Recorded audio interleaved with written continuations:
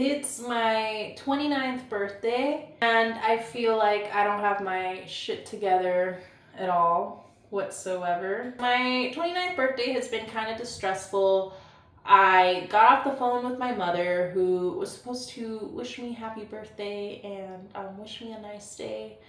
No, she made me feel absolutely shit about myself.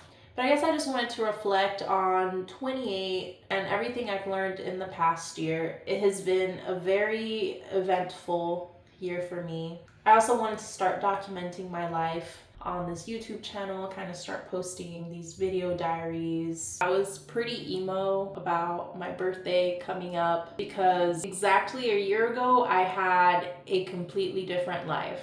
Not completely, like I still lived in the same city, in the same place, and I had the same job, but I had a completely different best friend. She lived walking distance away from me, and we used to hang out like multiple times a week. I also had a completely different boyfriend. I am dating a completely different man than I was a year ago. And just something about how quickly everything changes in a year just like really freaked me out. Not freaked me out because I'm a Scorpio and I'm used to like things falling apart. I'm not really scared of change. But it's just like, wow, because a year from now, things could be completely different. So yeah, I was just feeling pretty wistful thinking about that and thinking about what my life used to be like and how maybe a year from now, I may not be with the boyfriend I'm with now.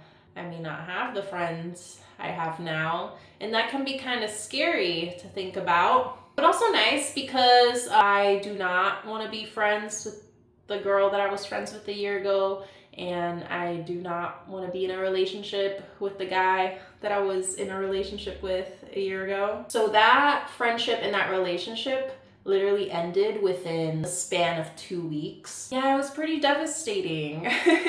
Honestly, for the past year, I've just been kind of a loner. I feel like you can get a boyfriend anywhere, but a good friend is hard to find. Maybe that's just me. Maybe I just value my friendships a lot. I'm a Scorpio, I'm a ride or die, so I'm not just like letting anybody in. And especially after that friendship, I just realized that she was very opinionated, and I don't have an issue with that. It was just that she didn't like anybody disagreeing with her, and I saw the way she lashed out at people that disagreed with her. That pattern of like keeping quiet to like not disturb the peace. It was something I was like falling back into with her. Definitely in the future, I don't want to be in friendships where I'm afraid of speaking my mind because if I speak my mind, I might lose them or we might get in a fight.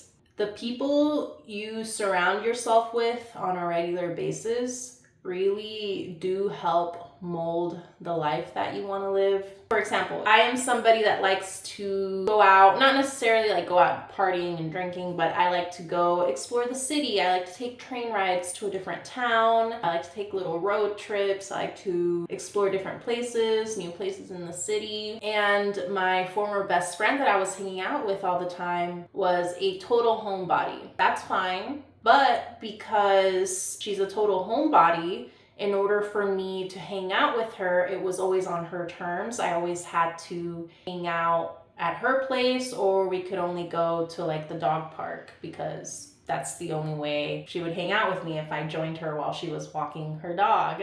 And so as a result, I was missing out on a lot of things I wanted to do. I wanted to go to concerts. I wanted to maybe go dancing. I wanted to try different things. So if there's something that you want to do with your life, for example, you want to live a more creative lifestyle, you need to go hang out with more creative people. If you want to live a more adventurous life, you probably should surround yourself with more adventurous people. And that all ties in with you gotta make the life that you want to live. The life that you want to live is not just gonna like come to you. You have to really put yourself out there and just make it happen. Now I really try to pay attention to the way that I feel around people. Am I able to be my true self? Do I feel good about myself when I'm hanging out with this person? And if I don't feel like myself around this person, or I feel kind of bad about myself while I'm around this person, then maybe that's not a person that I should be around. Another notable about this year was reconnecting with music and my creative side.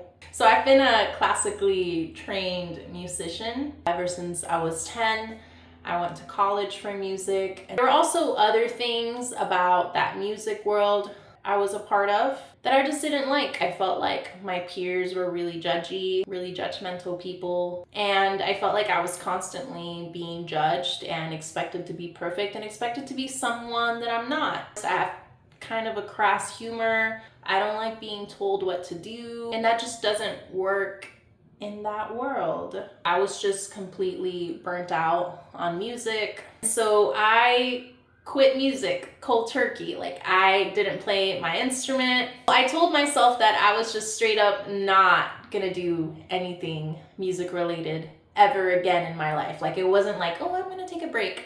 I was done with the music thing. And in the past year, I don't know, I felt music calling back to me. What can I say? And so I decided to just dip my toe back into music. I'd always had this dream of like writing my own songs and like recording them and performing them. I've been low-key writing songs since I was in 7th grade. And so I decided to just, not necessarily like take it seriously, because when you put pressure on creative things like that, like, it tends to overwhelm me. But I started teaching myself guitar and writing music, and I started attending a local open mic and performing at it, and I met some great people. I met my current boyfriend, and I even started playing my original instrument that I've been playing since I was 10 years old. So that has been really nice. It just kind of made me realize that if you're feeling lost in life, sometimes what you need to do is go back to the start. Getting back into music just really allowed me to reconnect with my inner child, and it's been really nice. Something else that I did this year that really changed my life was taking social media off my phone. Now, I still use Instagram, YouTube, and Pinterest, sometimes Facebook, but not really. I don't scroll on Facebook. I just keep it, for Facebook Marketplace. I wasn't like a super avid social media user to begin with. I was just kind of addicted to Instagram, but I took it all off my phone, except for Pinterest. Because Pinterest isn't really addictive. It's like not negative, it's not addictive. I don't know, it's the perfect social media app. But I was real hooked on Instagram Reels. So I just took all those apps off my phone, and I only have them on my iPad. I don't take my iPad everywhere with me. I leave it at home. So social media kind of became what it used to be back when it first came out when I was in middle school, where you could only, get on social media when you were at home and you had like some free time. And that's how Instagram has become for me, because I don't have it on my phone. I only have it on my iPad that I keep at home. And literally just doing that has changed my life so much. Now when I'm out in a public space, to be honest, I'm pretty shy. And so I can't just get on my phone and like pretend I'm texting somebody. I'll be honest, sometimes I'll do like the Wordle. For the most part, I'm forced to just like sit there and be in the moment. I've also started walking around without headphones. I go on walks every single day. It's my preferred form of exercise. And I've started doing it without headphones on, just listening to things. And people will talk to you if they see that you're not wearing headphones. Sometimes you're not unapproachable, you're just wearing headphones, and so people don't want to bother you. And not having something in my ear constantly distracting me really helped me be more creative. It lets melodies come to my head. It lets my feelings actually reach me. It lets me actually process my feelings instead of just like numbing everything. That was something else I learned this year, that you can't just numb your feelings. You have to feel your feelings. Another thing I learned is to just start. So like, for example, me getting back into music, writing my own music and performing it. I've been really working on just getting over my fear of judgment. Growing up playing my instrument, I always felt like I had to be perfect, just the way I was trained as a classical musician. So putting myself out there musically is really hard for me. I always feel like people are judging me when really they're not. Most people are not judging you. But the thing is, you're probably never going to be perfect. So if you're waiting to be perfect to put yourself out there, you're probably never going to do it. And also, the only way to get better at things is to do them repeatedly. I also read a lot of memoirs this year. If you are around my age and you're feeling lost in life, I really recommend reading memoirs, celebrity memoirs specifically, because you'd be surprised how many people didn't really get their shit figured out till like their 30s, their 40s, their 50s, their 60s. Some people had like completely different career trajectories in their 20s, and then they changed careers in their 30s. They changed careers again in their 50s, and every 10 to 20 years they're doing something different. I think we've kind of convinced ourselves that life is short, but really life is very long, unless you die. But for most of us, life is pretty long, and you have time to start over and create yourself. I replaced consuming with creating. So instead of just scrolling endlessly on apps, which is nice to do from time to time, I like to do it to unwind before bed. It can be creating anything. You can write little poems in your notes app. You can play your instrument, do it imperfectly, do it scared.